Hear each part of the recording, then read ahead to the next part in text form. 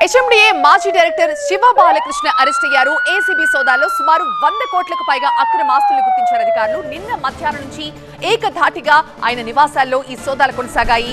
14 బృందాలు ఈ సోదాలు చేస్తున్న తర్వాత పక్కా ఆధారాలతో శివ బాలకృష్ణని అరెస్ట్ చేశారు. ఇవాళ ఆయనకు సంబంధించిన బ్యాంక్ లాకర్స్ కూడా తెరిచేందుకు ప్రయత్నాలు జరుగుతున్నాయి. ముఖ్యంగా బినామీ ఆస్తులపై దృష్టి పెట్టి విచారిస్తున్నారు ఏసీబీ అధికారులు. హైదరాబాద్ నగరంలో అత్యంత కాస్ట్లీ ఏరియాలో బంగ్లా. హెచ్ఎండిఏ డైరెక్టరా మజాఖానా? ఆయన ఒక మాజీ డైరెక్టర్. ఇక ఆయన ఇల్లు చూస్తే ఉద్యోగం చేస్తున్నట్టు లేదు, అక్రమ సంపాదన కోసం ఉద్యోగంలో చేరినట్లుగా ఉంది. ఇల్లు తెరిచి చూసిన ఏసీబీ అధికారులే నోరెళ్లబెట్టేలాగా ఆయన ఇంట్లో జరిగిన సోదాల్లో కాస్ట్లీ మొబైల్స్, అలాగే కేజీల కొద్దీ బంగారు ఆభరణాలు, నోట్ల కట్టలు బయటపడ్డాయి. నిన్న జరిపిన సోదాల్లో శివ బాలకృష్ణ ఇంట్లో 40 లక్షల రూపాయల క్యాష్ ని సీజ్ చేశారు అధికారులు. 2 కిలోలకు పైగా బంగారు ఆభరణాలు కూడా గుర్తించారు. ఇక ఇంట్లో 40 ఐఫోన్లు, ల్యాప్టాప్లున్నాయి. బ్యాంకుల్లో డిపాజిట్లు, విల్లాలు, ప్లాట్ల డాక్యుమెంట్లు కూడా స్వాధీనం చేసుకున్నారు. బినామీల పేరుతో శివ బాలకృష్ణ భారీగా ఆస్తులు కూడబెట్టినట్లుగా అనుమానిస్తున్న నేపథ్యంలో ఆ లెక్కలు కూడా తేల్చేందుకు ఏసీబీ మరింత లోతుగా దర్యాప్తు చేస్తోంది. ఇక శివ బాలకృష్ణపై బినామీ చట్టం కూడా ప్రయోగించే అవకాశం కనిపిస్తోంది. శివ బాలకృష్ణను అరెస్ట్ చేసిన ఏసీబీ అధికారులు ఇవాళ ఆయన్ని కోర్టులో హాజరుపరిచే అవకాశం ఉంది.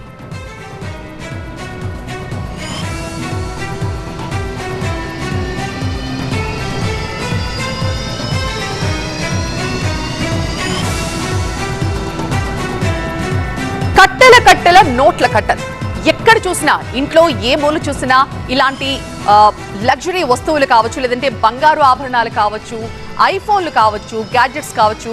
సో అక్కడ కూర్చుని ఏసీబీ అధికారులు ఆ డబ్బుల్ని ఎలా లెక్కపెడుతున్నారో మనం చూడొచ్చు. కేవలం ఇంట్లోనే 40 లక్షల క్యాష్ ని అధికారులు గుర్తించారు. ఇక వాటన్నింటినీ లెక్క పెట్టారు. ఆ తర్వాత 2 కిలోల బంగారు ఆభరణాలు కూడా ఆయన ఇంట్లో స్వాధీనం చేసుకున్నారు. అలాగే 40 వరకు ఐఫోన్లు, ల్యాప్టాప్స్ కూడా సీజ్ చేశారు.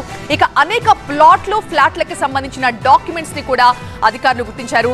అయితే శివ బాలకృష్ణ ఇంట్లో ఏసీబీ అధికారులు జరిపిన సోదాల్లో దొరికిన డబ్బు చూసి అధికారులు ఆశ్చర్యపోయారు. ఆయన ఉద్యోగం చేసేదంతా సంపాదించారా, లేకపోతే అక్రమ సంపాదన కోసమే ఉద్యోగంలో చేరారా అన్నట్లుగా ఆయన ఇంట్లో నోట్ల కట్టలు బయటపడ్డాయి. ఇక బినామీల పేరుతో కూడా శివ బాలకృష్ణ కోట్లలో ఆస్తులు కూడబెట్టినట్టుగా తెలుస్తోంది. మా ప్రతినిధి రంజిత్ మనకి లైవ్ లో జాయిన్ అవుతున్నారు మరింత సమాచారం అందించడానికి. ఫోన్ లో మరింత సమాచారం అందిస్తారు రంజిత్, నిన్న 14 గంటల పాటు ఏకధాటిగా జరిగాయి సోదాలు. ఈ సోదాల్లోనే కళ్ళు చెదిరే డబ్బులు బయటపడ్డాయి. మరి ఇవాళ కూడా ఇంకా సోదాలు జరగబోతున్నాయా? ముఖ్యంగా ఆయన బ్యాంక్ లాకర్స్ తెరిచేందుకు ప్రయత్నాలు ఎంతవరకు వచ్చాయి?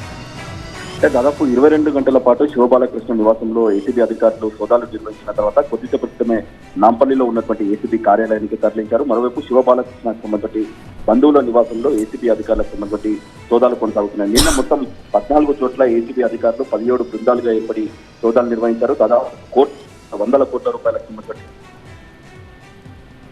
ఎన్డీఏ డైరెక్టర్ గా పనిచేసినటువంటి టైంలోనే పెద్ద మొత్తంలో అవకతవకలకు పాల్పడ్డారు. హైరైజ్ బిల్డింగ్లకు అనుమతులు ఇచ్చేటువంటి సమయంలోనే కోట్ల రూపాయలు దండుకున్నట్టుగా కూడా ఏసీబీ అధికారులకు వచ్చిన ఫిర్యాదు ఆధారంగా నిన్న ఏసీబీ అధికారులు ఏకకాలంలో ఆయన నివాసంతో పాటు ఆయన బంధువుల నివాసం, ఆ తర్వాత బినామీలు, ఆయనకు సంబంధించి ఆఫీస్ లో కూడా నిన్న ఏసీబీ అధికారులు సోదాలు నిర్వహించారు. ప్రధానంగా నాలా కన్వర్జేషన్ తో పాటు రెసిడెన్షియల్ ఏరియా నుంచి కమర్షియల్ గా మార్చేటువంటి క్రమంలో చాలా మంది టౌన్ ప్లానింగ్ ఆఫీసర్లతో కలిసి ఆయన భారీగా అవకతవకలకు పాల్పడ్డారు. సో ఇదే క్రమంలో వారితో జరిపినటువంటి లావాదేవీల్ని కూడా ఏసీబీ అధికారులు గుర్తించారు.